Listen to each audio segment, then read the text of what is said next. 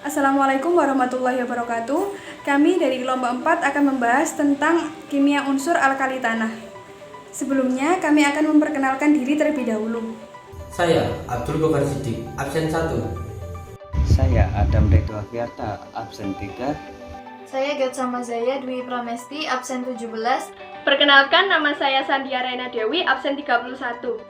Saya Solihah Nisa Oktavianti, absen 33. Di sini saya akan membahas tentang kelimpahan dan keberadaan logam alkali tanah di alam. Unsur golongan alkali tanah terletak pada golongan 2A dalam sistem periodik unsur, yaitu meliputi Be berilium, Mg magnesium, Ca kalsium, Sr strontium, Ba barium, dan Ra radium. Unsur-unsur logam alkali tanah hanya ditemukan di alam dalam bentuk senyawa karena bersifat reaktif. Berilium ditemukan dalam bentuk mineral yaitu beril, magnesium ditemukan dalam mineral air laut seperti dolomit, dan kalsium banyak ditemukan pada cangkang kerang yaitu kalsium karbonat CaCO3.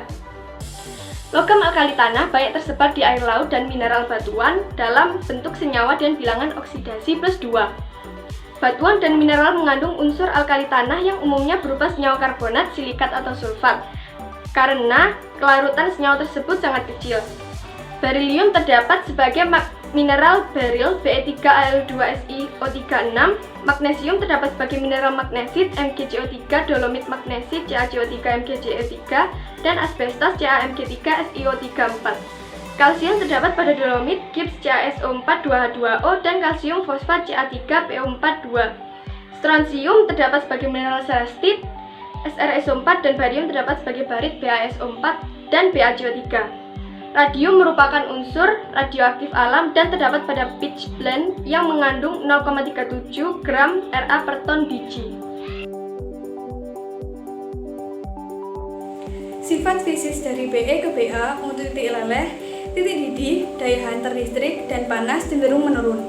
Sifat fisik unsur alkali tanah dan senyawa dari alkali tanah yang pertama bersifat keras dan memiliki titik leleh yang lebih tinggi dibandingkan unsur alkali. Logam alkali tanah relatif lunak dan dapat menghantarkan panas dan listrik dengan baik, kecuali berilium.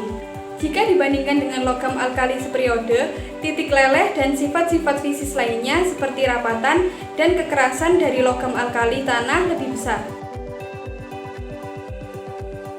Sifat kimia alkali tanah.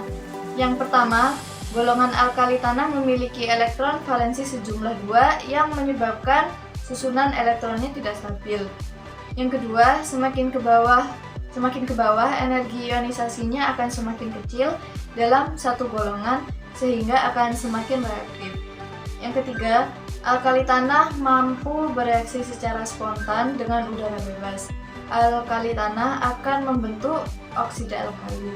Yang keempat, ketika logam alkali tanah dibakar, maka akan mudah terbakar. Contohnya, logam magnesium dibakar akan menghasilkan nyala putih terang. Yang kelima, logam alkali tanah memiliki kereaktifan yang berbeda terhadap air. Yang pertama, berilium.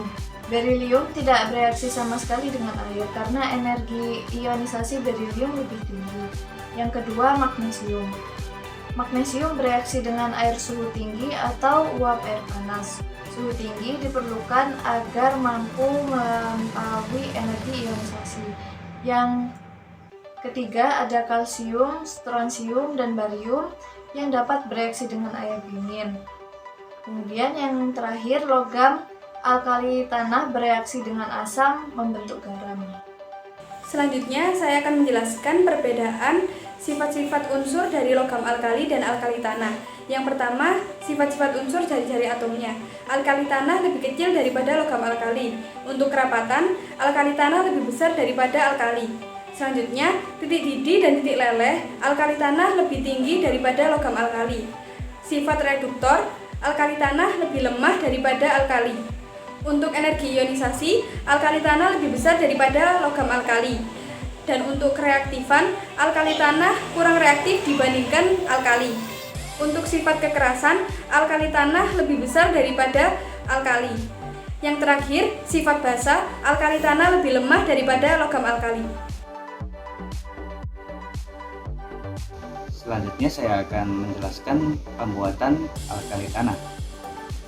Hampir semua pembuatan alkali tanah menggunakan elektrolisis.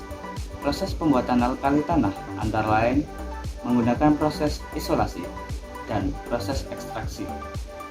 Proses isolasi dan ekstraksi logam Mg atau magnesium.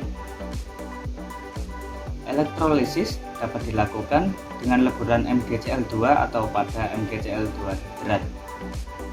MgCl2 tersebut diproduksi dengan dua cara, yaitu dengan proses air laut Downs elektrolisis dan proses air garam natural Downs reduksi. Pada proses air laut Downs elektrolisis mengekstraksi magnesium yang menggantungkan fakta bahwa MgOH 2 kali sangat kurang larut dibandingkan CaOH 2 kali, dan CaOH 2 kali tersebut yang dinamakan kapur ditambahkan pada air laut dan ion-ion kalsium tersebut larut dan MgOH 2 kali mengendap. Produk yang dihasilkan ini kemudian difiltrasi dan diperlakukan dengan HCl untuk menghasilkan magnesium klorida dan selanjutnya dielektrolisis. Kemudian proses air garam natural Downs reduksi dolomite dikalsinasi, yaitu dipanaskan dengan kuat menghasilkan dolomite terkalsinasi. Produk ini kemudian diperlakukan dengan HCl menghasilkan larutan CaCl2 dan MgCl2. Selanjutnya ini kemudian diperlakukan dengan dolomite terkalsinasi lagi dan CO2 ditiupkan ke dalamnya. CaCO3 diendapkan meninggalkan suatu larutan MgCl2 yang kemudian dielektrolisis. Selanjutnya proses isolasi Be atau berilium. Berilium ditemukan di dalam alam dalam bentuk senyawa, sehingga untuk mendapatkannya perlu dilakukan isolasi. Isolasi berilium dapat dilakukan dengan dua metode, yaitu dengan metode reduksi BeF2 dan metode elektrolisis BeCl2. Proses reduksi Be. Pada metode ini diperlukan berilium dalam bentuk BeF2 yang dapat diperoleh dengan cara memanaskan beril dengan Na2SiF6 pada suhu 700 sampai 750 derajat Celcius. Setelah itu dilakukan leaching, yaitu ekstraksi cair padat terhadap fluor dengan air, kemudian dilakukan presipitasi, yaitu pengendapan dengan BaOH 2 kali pada pH 12. Kemudian proses elektrolisis Be. Untuk mendapatkan berilium atau Be juga dapat dilakukan dengan cara elektrolisis dari lelehan BeCl2 yang telah ditambahkan NaCl. Karena BeCl2 tidak dapat menghantarkan listrik dengan baik, sehingga ditambahkan NaCl. BeCl2 tidak dapat menghantarkan listrik karena BeCl2 bukan merupakan larutan elektrolit. Selanjutnya, isolasi Ra atau radium ditemukan di alam dalam bentuk bersenyawa, sehingga untuk mendapatkannya perlu dilakukan isolasi. Penemuan pertama Ra atau radium logam diisolasi pada tahun 1910 melalui karya gabungan Marie Curie dan ahli kimia Prancis. Selanjutnya, ekstraksi berilium atau Be. Metode reduksi.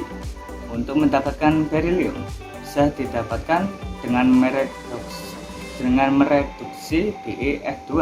Sebelum mendapatkan BeF2, kita harus memanaskan beril dengan Na2SiF6 hingga 700 derajat Celcius karena beril adalah sumber utama berilium. Kemudian ekstraksi kalsium atau Ca dengan metode reduksi. Logam Ca atau kalsium juga dapat dihasilkan dengan mereduksi CaO oleh Al atau dengan mereduksi CaCl2- oleh Na. Reduksi reduksi CaO oleh Al. Selanjutnya ekstraksi Sr atau strontium dengan metode elektrolisis. Untuk mendapatkan Sr atau strontium, kita bisa mendapatkannya dengan elektrolisis lelehan SrCl2-. Lelehan SrCl2 bisa didapatkan dari senyawa selesit karena senyawa selesit merupakan sumber utama strontium atau Sr. Selanjutnya ekstraksi Ba atau barium. Metode elektrolisis barit yaitu BaSO4 adalah sumber utama untuk memperoleh Ba atau barium. Setelah diproses menjadi BaCl2, barium bisa diperoleh dari elektrolisis lelehan BaCl2. Kemudian ekstraksi Ba atau barium dengan metode reduksi. Dalam ekstraksi, selain dengan elektrolisis, barium bisa kita peroleh dengan mereduksi BaO oleh Al. Ya, sebagian besar mungkin dari kita atau dari kalian sering berasumsi bahwa ekstraksi dan isolasi adalah sama, terutama dari penjelasan saya tadi.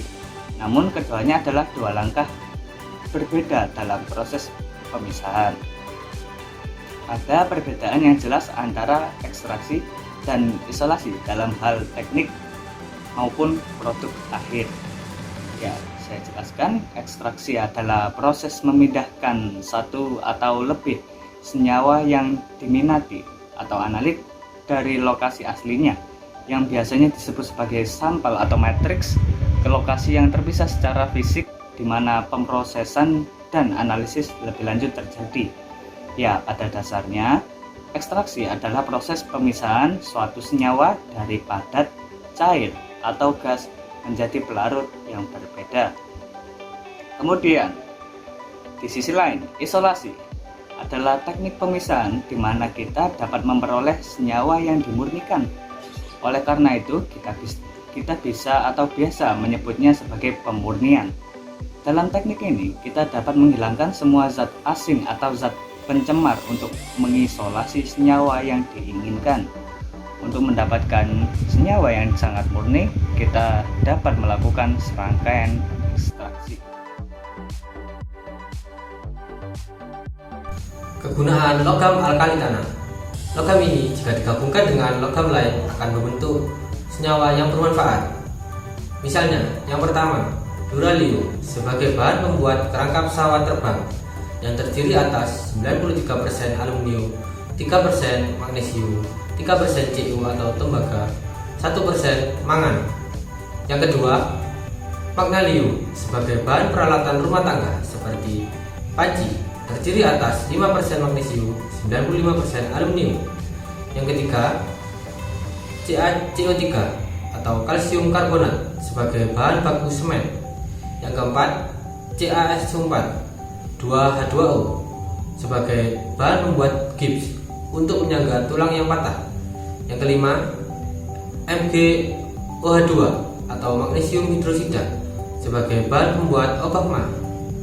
Yang keenam, MgS4 atau magnesium sulfat sebagai obat pencakar atau obat pencuci mulut. Yang ketujuh, Be atau beryllium sebagai campuran bahan pembuat pegas dan klip. Yang kedelapan, Sr atau strontium sebagai bahan kembang api. Yang kesembilan, CaC2 atau kalsium karbida sebagai bahan pembuat karbid.